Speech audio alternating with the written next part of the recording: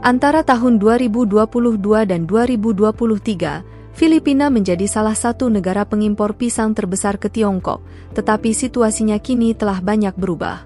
Dalam 5 bulan pertama tahun ini, impor pisang Tiongkok dari Filipina mulai turun tajam. Dari Januari hingga Mei, Tiongkok mengimpor total 800.000 ton pisang, yang 380.000 ton diantaranya adalah pisang dari Vietnam, yang mencakup hampir setengah dari total impor pisang Filipina.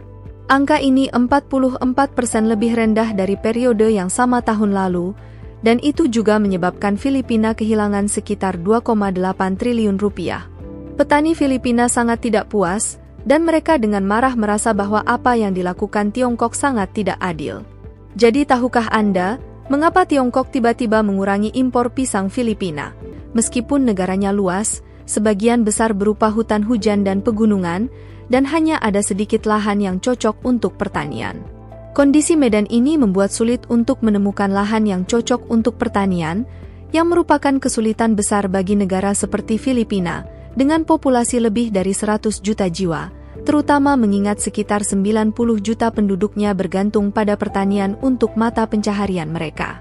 Pengembangan pertanian sangat penting di negara ini, tetapi berkat keunggulan geografisnya yang unik, Filipina mampu menanam berbagai produk pertanian termasuk padi, kelapa, jagung, tebu, pisang, nanas dan mangga.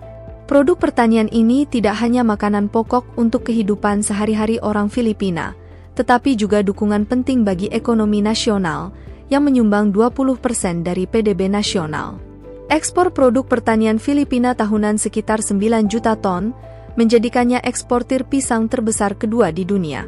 Justru karena kontribusi inilah, Filipina juga dikenal sebagai kerajaan pisang di dunia internasional.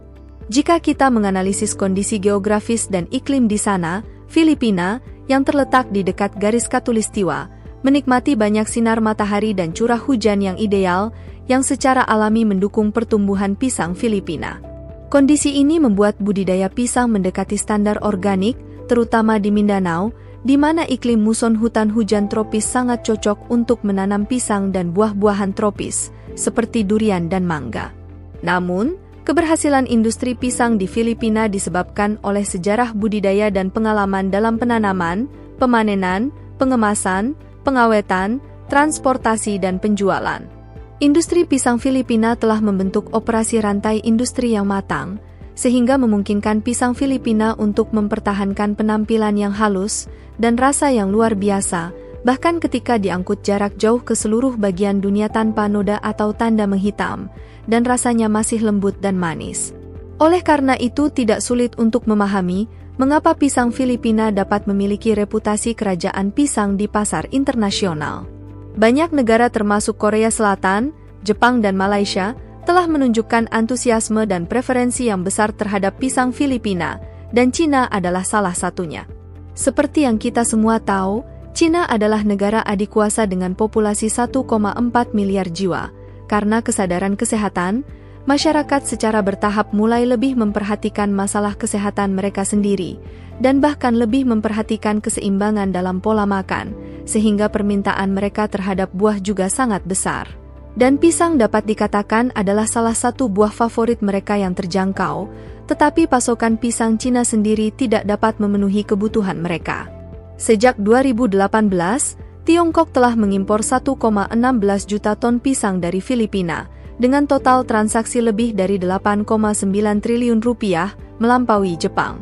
Sebagai importir pisang terbesar dari Filipina, Tiongkok diharapkan mengimpor lebih dari 1 juta ton pisang dari Filipina setiap tahun, dan Filipina dapat memperoleh lebih dari 8,9 triliun rupiah per tahun dari kerjasama ekspor pisang dengan Tiongkok. Namun yang mengejutkan semua orang, Tiongkok telah mulai secara signifikan mengurangi impor pisang dari Filipina pada tahun 2024. Jadi, apa yang terjadi? Beberapa tahun terakhir, pisang Filipina sering menarik perhatian karena residu pestisida yang berlebihan, yang tidak diragukan lagi menimbulkan bahaya kesehatan yang signifikan terhadap keamanan pangan konsumen Tiongkok, dibandingkan dengan pisang dari Vietnam, Myanmar, Kamboja, dan negara-negara lain yang tidak hanya lebih murah, tetapi juga memiliki kualitas yang sebanding dan lebih populer di kalangan konsumen Tiongkok.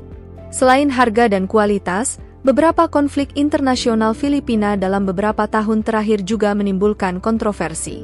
Pada dialog Shangri-La yang diadakan pada bulan Juni tahun ini, Filipina membuat tuduhan tajam terhadap Tiongkok mengenai masalah Laut Cina Selatan, dengan mengklaim bahwa Tiongkok telah melanggar kedaulatan teritorialnya.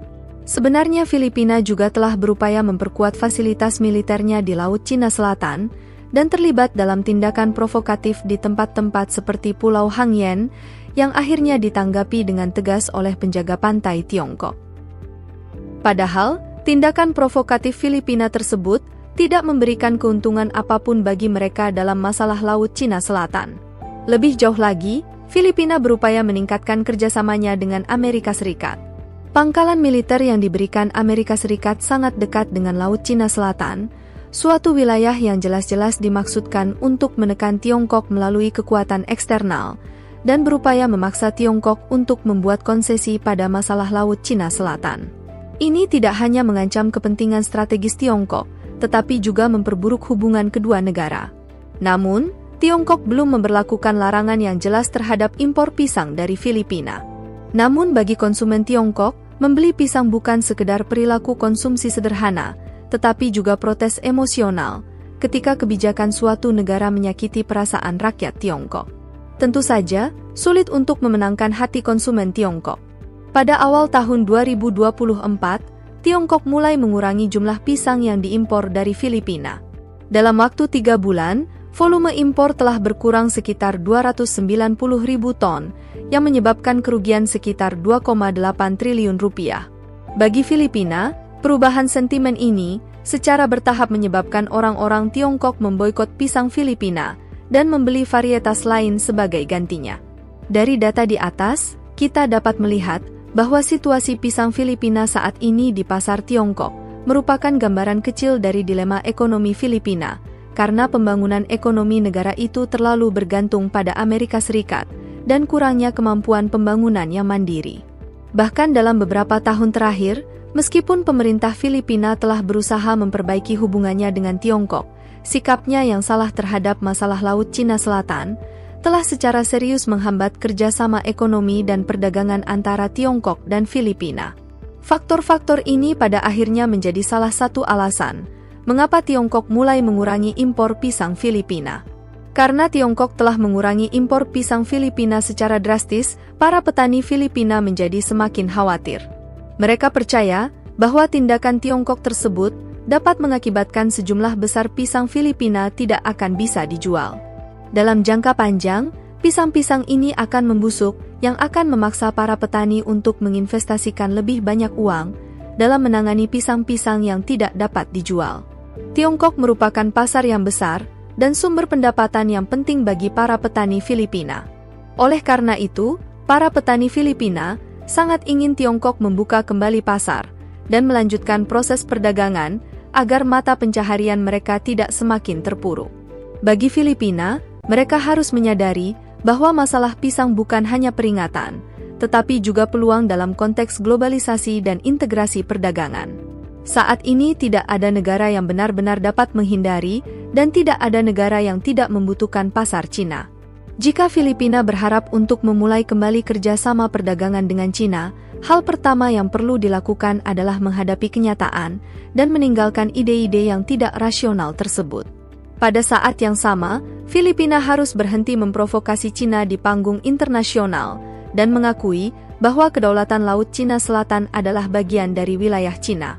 Hanya dengan cara ini, hubungan antara kedua negara dapat ditingkatkan dan dikembalikan ke jalur kerjasama yang saling menguntungkan. Jadi, menurut Anda, apakah benar bagi Cina untuk mengurangi impor pisang Filipina? Sebelum kita mengakhiri video hari ini, jangan lupa untuk klik tombol suka dan berlangganan. Dengan cara ini, Anda akan menerima lebih banyak informasi terbaru.